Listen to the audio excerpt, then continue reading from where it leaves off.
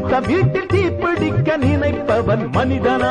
அந்த நேரம் ஓடி வந்து அணைப்பவன் மனிதனா? கொடுமை கண்டும் கண்ணை மூடி கிடப்பவன் மனிதனா? கோபம் கொண்டு நியாயம் கேட்டு கொதிப்பவன் மனிதனா? கெடுப்பவன் மனிதனா? எடுப்பவன் மனிதனா? கொடுப்பவன் எவனடா? அவனே மனிதன்.